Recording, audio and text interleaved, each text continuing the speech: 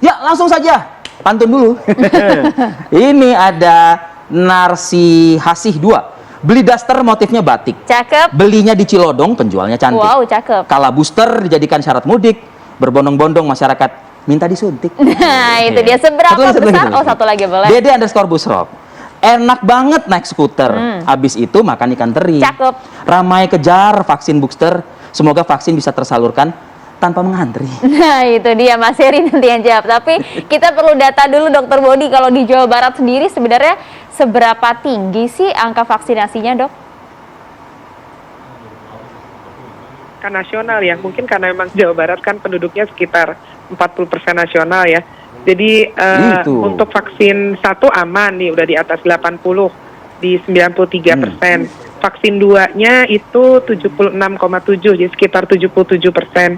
Kurang dikit lagi sih untuk mencapai target 80 ya. Kemudian cuman vaksin 3 masih 9%. Jadi hampir sama juga, nasional 9,5, Jawa Barat 9, Jawa Timur tadi saya cek sedikit juga 8%. Jadi mirip-mirip sih sebetulnya kalau Pulau Jawa ya, gitu. Jadi tapi ya semoga setelah ada pernyataan dari Presiden ya Dokter Boni ya, bisa kita gaskan gitu loh ibaratnya, iya kan? Iya, harus digas juga sih. Jadi kan ada kemungkinan justru kalau mudik itu justru dari luar-luar mungkin dari Sumatera, dari Kalimantan atau mana gitu ya. Artinya di luar Pulau Jawa yang datang ke Pulau Jawa. Jadi selain merekanya dipastikan juga sudah vaksin lengkap dan booster, mudah-mudahan kita bantu juga dengan perkuat untuk yang daerah-daerah tujuan mudik seperti tadi yang disampaikan Mas Heri. Saya setuju tuh gitu. Mas Heri.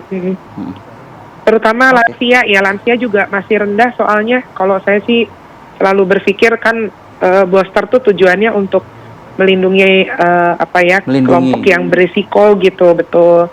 Jadi target lansia ini juga perlu kita prioritaskan di lapangan gitu. Sementara ini masih sekitar 9%-an juga gitu dari targetnya gitu. Masih jauh juga, betul.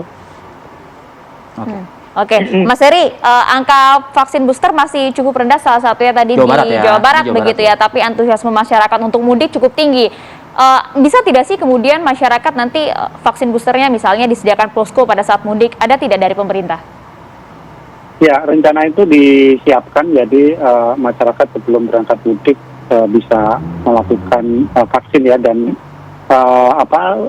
titik-titiknya ditambah itu sudah pasti kayak gitu. Jadi, tetapi yang penting memang sebenarnya kan vaksin itu baru efektif setelah 14 hari ya Dok ya, setelah untuk kemudian mencapai tingkat perlindungan optimal. Jadi masyarakat rasanya sebelum berangkat mudik juga harus booster atau memastikan keluarga di rumah yang umumnya adalah kelompok rentan, kelompok lansia ini sudah dilakukan vaksin lengkap atau booster kayak gitu. Karena kan memang tadi yang saya maksud 55% tadi adalah kelompok rentan di Jawa Timur, di mana lansianya baru 55%. Kemudian di tempat-tempat lain di yang rendah juga di Banten lansianya baru 61%.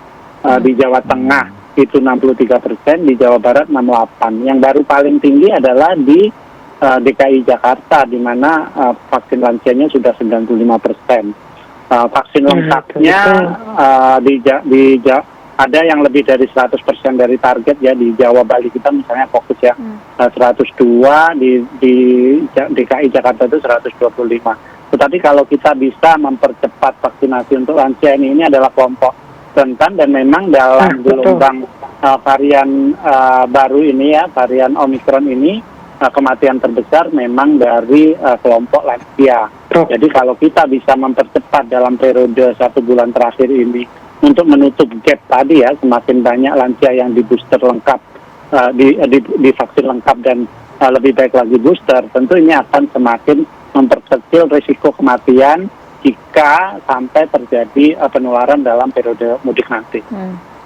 Saya khawatirnya Mas Heri, kalau lansia mungkin nggak mudik ya kan, karena mungkin kan dikunjungi faktor. Mungkin. Nah, dikunjungi betul. Tapi kan dikunjunginya ini nih Mas Heri.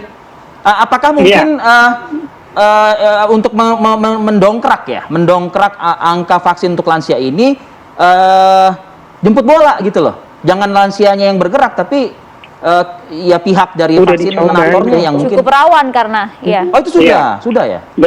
Betul. Jadi memang dicoba itu. kita untuk melakukan itu, dan karena memang yang belum vaksin lengkap, karena berarti kan sudah ada data di vaksin pertama. Sebenarnya itu akan mempermudah tenaga kesehatan untuk melakukan pemetaan siapa saja sih yang belum di vaksin lengkap, karena kan di situ sudah ada datanya, dan ini sedang dimanfaatkan oleh Kementerian Kesehatan dalam rapat sebelumnya. Ini akan dimanfaatkan bagaimana mengejar vaksinasi kedua untuk lansia.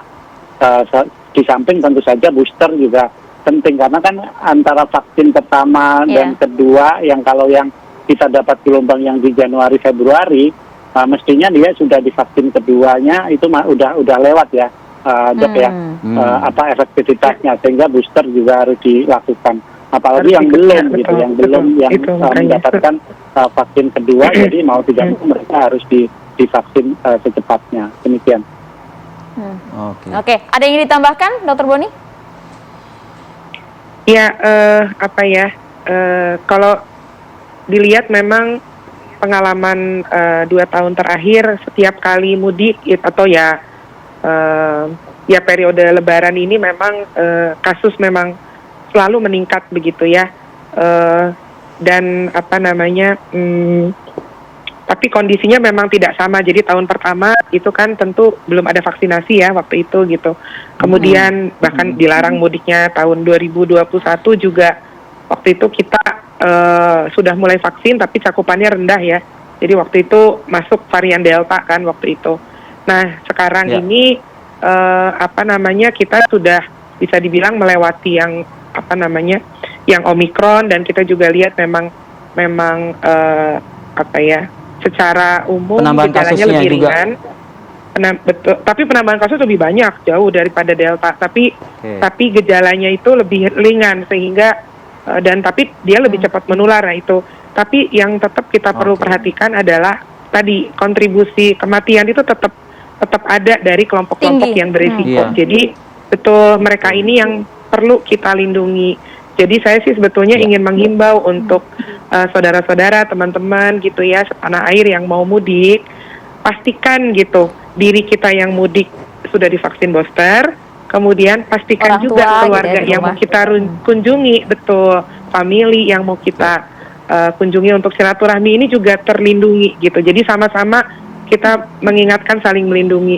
Jadi memang yang saya lihat gini ya, ini kan penyakit yang baru. Biasanya kalau vaksin pun untuk bayi misalnya atau balita gitu, itu kan kalau untuk satu jenis penyakit cuma sekali nih vaksinnya gitu kan. Terus juga paling kayak hepatitis yang harus diulang 3 kali misalnya. Jadi kayaknya banyak persepsi juga di masyarakat yang perlu diluruskan, bahwa khusus untuk COVID ini ada kemungkinan memang kita akan butuh booster berulang gitu.